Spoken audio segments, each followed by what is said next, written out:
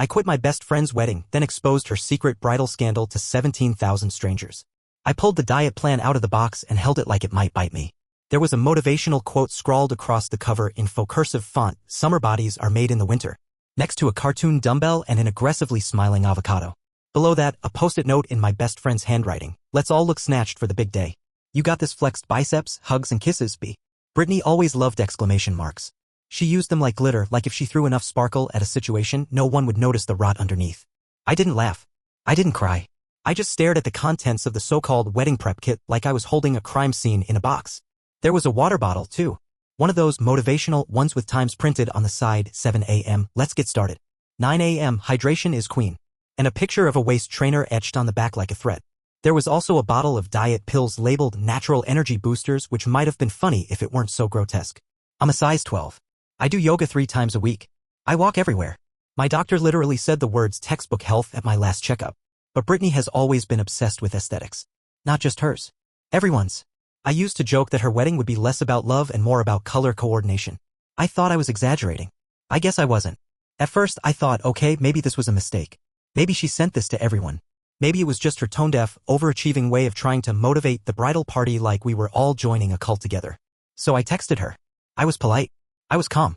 Hey, I'm not comfortable being handed a diet plan. I'd rather not be in the bridal party if my appearance is an issue. She replied 5 minutes later. Oh my God, don't be so sensitive. I gave one to all the girls. It's about looking cohesive, not shaming anyone. You're beautiful, I just want us to look unified.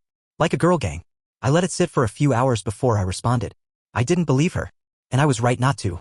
Because later that night, after a few glasses of wine and a group chat that went off the rails, one of the other bridesmaids, Lexi, who's built like a dancer and wears a size 2, posted a picture of her kit. Hers was different. Inside, a cute silk robe, a scented candle, and a handwritten note from Brittany that said, "Can't wait to see you rock that dress, you stunner." 2 hearts, no diet plan. No pills. No water bottle. Another girl, Kayla, got the same. Another one, Jordan. All of them, slim, photogenic, Insta-ready, got cute gifts. Only me and Christina, the other mid-sized girl in the group, got those kits. Christina hadn't said anything yet. She was always quieter. But when I texted her privately, she confirmed it, same contents. Same note. Same sting. That's when it clicked. This wasn't about unity. It was about control. About image. And we were the blemishes on her Instagram feed. I didn't blow up. I didn't call her out in the group chat. I just sent one final message to Brittany directly. Thanks for thinking of me, but I won't be part of the bridal party. Best of luck with the wedding. She didn't reply. But a few hours later, I saw the shift. First, Lexi posted a story, just a cute boomerang of her and Brittany sipping champagne with the caption, "Some people just can't handle the sparkle nail polish sparkles." Then Kayla dropped into the group chat like a bomb, "Just want to say how excited I am for this journey with women who get it, clinking glasses, sparkling heart." Some people clearly weren't cut out for this vibe, but that's okay. It wasn't subtle. And then Brittany.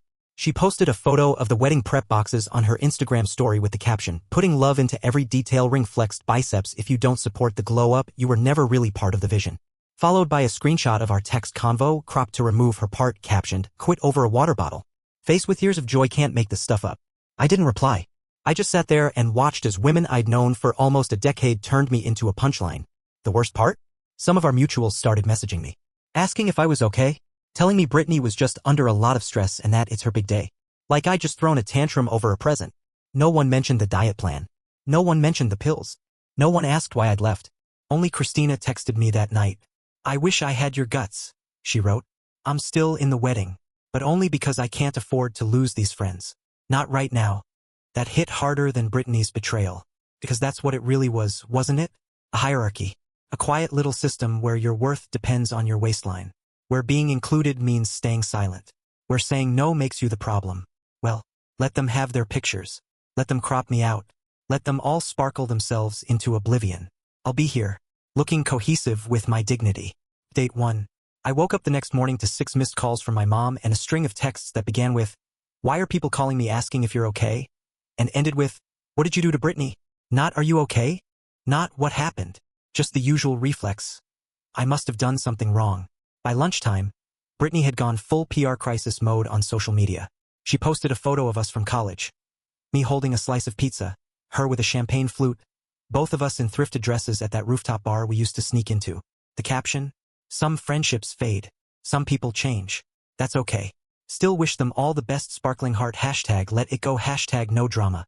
The comments flooded in. OMG, I remember those days. Y'all were inseparable. What happened? Dying to know the TIs. You're handling this with such grace. Queen two hearts. I didn't comment. I didn't like it, but I felt something twist under my ribs. A sick heat that tasted like old shame. Because that photo, that was the night I carried Brittany home after she vomited into a planter outside her ex-boyfriend's apartment. The night she sobbed in my lap about how she'd never be enough for anyone unless she was thinner, blonder, richer. I held her hair back, held her secrets like sacred things. Now she was using me as a footnote in her comeback story. I started getting messages from people I hadn't talked to in years. Some subtle, some not. Just checking in. Crazy how things blow up on socials these days. Miss your energy. Hey, no judgment. But maybe you could have just talked to Brittany instead of, bailing? A girl from our old dorm DM'd me. Saw the drama. Honestly, kinda sad. I always thought you two were ride or die. Ride or die. I remembered the night I showed up at Brittany's dorm with a bag of pads and a chocolate bar because she'd gotten her period during finals. The time I drove 3 hours in a snowstorm to pick her up from a bad Tinder date. The time I gave her rent money when her Venmo glitched. Ride or die. I was ride or die until I gained 10 pounds and stopped contouring my cheekbones. I didn't say that, though. I just turned off my phone for a while and went for a walk. It was raining, cold, misty, the kind of weather that clings to your scalp and makes you feel like a ghost in your own life. I walked aimlessly until my feet hurt, then sat on a bench outside a pharmacy and cried for the first time since this all started. Not because I missed her, but because I realized I'd been disposable this whole time. The rain helped, so did the silence. Until I got home and found out she'd posted again. This time on her close friend's story. A filtered video, puffy eyes, voice soft and trembling. I didn't want to say anything, she whispered. But when someone weaponizes body positivity to tear down a bride's joy, that's not empowerment. That's toxicity. I just wanted to share a beautiful moment with my girls. And now I'm being bullied for trying to uplift them. The comments? Flooded. You're so brave. Some people just want to be victims. Don't let her guilt you for glowing up. Then the kicker. Someone sent me a screenshot from a private group chat I wasn't in anymore. One of the bridesmaids, Kayla, had posted, "Honestly, she's always been insecure. This just gave her an excuse to lash out. Can't wait to see the look on her face when she sees the wedding pic's nail polish." So, that was the real game. They wanted to erase me. Rewrite the story so I was the bitter dropout who couldn't handle someone else's happiness. And it worked. Mutuals started unfollowing me. Invitations to group dinners vanished. My name became a trigger word for jealousy and toxicity. Even Christina went quiet. I texted her once more, just to ask how she was doing. She replied the next day. "Brittany saw us texting. She thinks I'm taking sides. I'm sorry. I just can't afford to lose these people right now." I didn't blame her, but I also didn't respond. Because that was the moment it clicked. Brittany didn't want me thinner. She wanted me grateful. She wanted me smaller in every way, waistline, voice, presence. She wanted to be the center of gravity and for the rest of us to orbit her glow up like loyal moons. And when I stepped out of orbit, she tried to eclipse me entirely. I thought about letting it go. I really did. But then I remembered something else. Junior year. Spring break. Brittany's eating disorder got so bad she fainted in the shower. I'm the one who called the paramedics. I'm the one who told the RA she just slipped so she wouldn't get written up. I'm the one who sat in that ER while she cried about her dad calling her chunky in front of his golf buddies. I held all her ugly. And now she was using mine as ammunition. So I pulled out my laptop. I opened Google Drive. And I started writing. Not revenge. Just a record. Of everything. Every text. Every screenshot. Every receipt. Every whispered comment. Every mask-off moment she never thought I'd remember. I wasn't going to burn her down. I was going to show her. Let her followers see the unfiltered version. Let the bride tribe feel the weight of the truth. Let the perfectly filtered world she built rot from the inside out. One click at a time. Update 2. I didn't post it right away. That would have been too clean. Too merciful. Brittany thrived in drama. She knew how to spin mess into sympathy, tears into spotlight. If I dropped the bride files like a bomb, she'd twist it before the smoke even cleared. So I baited her first. I posted a selfie. Just me in a sports bra and leggings after a yoga class. Hair tied up, face flushed. Not filtered. Not posed. Just real. Caption, healthy looks different on everyone. I'm good with mine. No tags. No names. No hashtags. It took 15 minutes for Brittany to message me. Passive-aggressive much? I didn't respond. 2 hours later, she tweeted, "Some people mask bitterness as self-love LOL. Weird flex but okay nail polish." Lexi liked it. So did Kayla. Then came the DMs, quiet ones. From girls I hadn't talked to in years.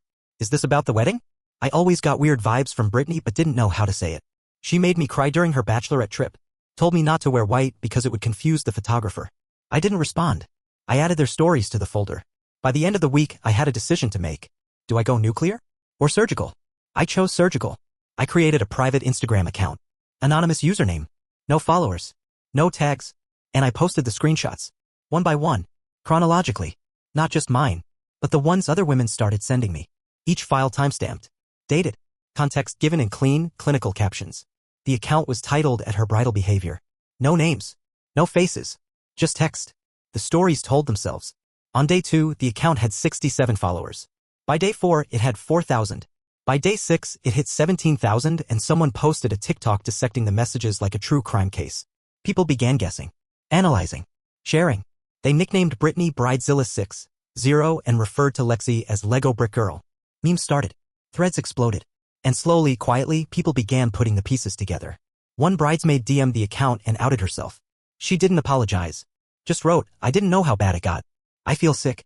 I'm sorry." Christina came forward next. Posted a selfie in her dress, then commented under the post, "I was one of them. Not anymore. At Her Bridal Behavior has receipts I wish I'd seen sooner." That's when Brittany snapped.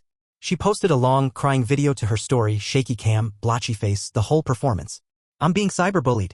My wedding is supposed to be the happiest time of my life and someone is trying to destroy it out of jealousy." She paused. "I know who's behind the account, and I'll be pursuing legal action." Comments flooded in. Some sympathetic, many skeptical. People started sharing screenshots in her comment sections. Ones from the anonymous account. Side-by-sides with Brittany's old captions. One post from 2019 had her calling another girl in our friend group a stretch mark factory in heels. Brittany deleted her entire Instagram within the hour. Then came the texts. Blocked numbers. Burner accounts. Emails. She was flailing. She messaged me from her fiancé's phone. "You ruined everything. I hope you're proud of yourself." I didn't answer, but I did post one more screenshot to the anonymous account. Her text, along with my favorite message she ever sent me from years ago when I picked her up crying after that party. "You're the only person who's ever stayed." The caption? "I did. Until I saw who you really were." Update 3. Brittany's fiancé messaged me 2 days after the Instagram went dark. He didn't threaten me. He didn't beg. He just wrote, "I need to understand what's happening. Can we talk?" I ignored it at first. Then I checked his profile.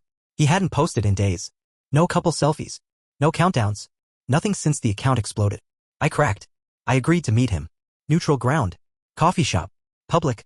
He showed up in a button-down like he was interviewing for his own life. Hair neatly gelled, but his eyes looked wrecked, puffy, bloodshot, pulled tight like he hadn't slept since Brittany's tear-stained Instagram exit. I didn't say anything when I sat down. He spoke first. "She told me you were jealous. That you quit the bridal party because of a dress." I didn't flinch. I saw the account. I didn't want to believe it. But then I saw the messages. I saw what she said about Christina. "About you." He hesitated. I thought she was stressed.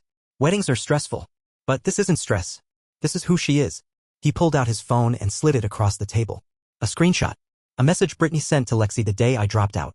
Honestly, I should have dropped her from the wedding months ago. Her body type was gonna wreck the group photos anyway. I tried to help her and she flipped. Classic fat girl insecurity.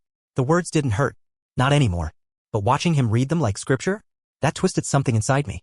"I proposed to her because I thought she was strong," he said quietly. "But this? This isn't strength. This is rot." I didn't gloat. I didn't say, "I told you so." I just nodded. He left after 20 minutes. 2 hours later, someone tagged At Her Bridal Behavior in a Reddit thread. Her fiancé just canceled the wedding. Official. Deposits are off. Venue says it's done. Then came the pictures. The registry site deleted. The engagement post archived. The bridal Instagram scrubbed of every photo except a single black square with the caption, "Taking time to heal. Please respect our privacy." That one got comments like, "You mean respect the silence you didn't give anyone else? Girl, you didn't trip, you dove headfirst into your own downfall. Not the self-made victim arc LMAO." But what hit hardest? Lexi turned. Hard. She messaged me anonymously. A wall of caps lock and exclamation marks in fury. "You ruined her life. I hope you're happy. People are losing jobs over this. You could have just walked away." Then, almost hilariously, she followed up with a link to her Venmo and a passive-aggressive note about mental health therapy funds. Her profile bio now read, "Recovering from public betrayal, broken heart, #be kind." She always did have range. Kayla posted a Notes app apology. The classic format. Centered text. Lowercase. Full of nothing. I was young. I didn't understand the impact of my words. I never meant to hurt anyone.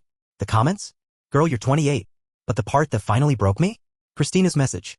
"I got a job offer. From someone who saw the account. Said they'd never seen someone walk away from toxic culture so cleanly. I didn't know bravery could go viral. I cried. Not loud. Not messy. Just the slow, sinking relief like I'd finally let something infected fall off. That night, I posted one final story on the anonymous account. Just white text on a black background. There's no villain arc. Just boundaries. No climax. Just clarity. No justice. Just receipts. And then I logged out. Not deleted. Just done. Update 4. She showed up at my apartment. Not metaphorically. I heard the buzz at the front door at 7:43 a.m. on a Tuesday, before coffee, before work, before I was fully awake, and when I checked the security camera feed on my phone, there she was. Brittany. No makeup. No lashes. Hair in a crooked bun like it was glued there in the dark. Sweatpants. Flip-flops. A CVS bag clutched to her chest like it was a baby. I didn't open the door. She buzzed again. Then held it. My phone lit up. Brittany is calling. I watched the screen until it went dark. 3 minutes later, a text. I just want to talk. One last time. Please. I didn't reply. She sat on the front steps for 20 minutes talking to herself. Or maybe to her phone. I don't know. The audio feed was fuzzy. But her hands were moving, wild, desperate, clawing the air like she was trying to catch the past mid-flight. Eventually, she pulled something out of the bag. A photo album. Hot pink. Bedazzled. She opened it, flipped through a few pages, and left it on the ground. Then she left. I waited 10 minutes before I went downstairs. Inside the album? Printouts. Photos from college, our beach trip, a Halloween party where we dressed as peanut butter and jelly. A Polaroid of me doing Brittany's eyeliner before her first date with her now ex-fiancé. Underneath each photo, she'd handwritten a caption in pink gel pen. This was before everything got weird. I was never trying to hurt you. I don't know how to be the person you needed. I wish you'd told me sooner. I miss my best friend. The last page wasn't a photo. Just a note. I keep telling myself this isn't who I am. But the truth is I don't know who I am without the people I stood next to. And you were the only one who never made me feel disposable. Until I made you feel that way. No apology. No accountability. Just hollow honesty. I didn't keep the album. I put it back in the bag and left it on the steps with a sticky note, returned to sender. That night, someone posted on Reddit. A wedding photographer. Bride canceled last minute. Groom bailed. Whole vibe was off. Bridesmaids were fighting. Venue said it was the most expensive meltdown they'd ever seen. A comment underneath read. Is this the bride behavior girl? The internet never forgets. But I did.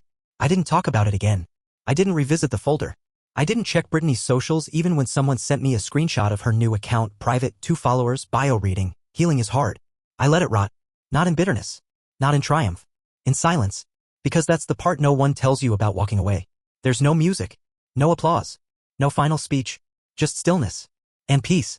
Christina moved out of the city 6 weeks later. Sent me a postcard from Oregon. Fresh start. Real friends. Better dresses. I started dating someone. Slowly. Carefully. She doesn't know the whole story yet. Just the shape of it.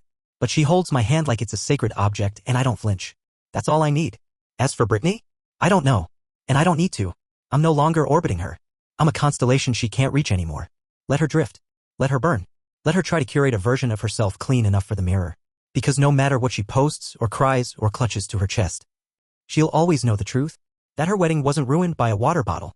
It was unraveled by the one person she thought would always be too loyal to leave. And I left. Quietly. Completely.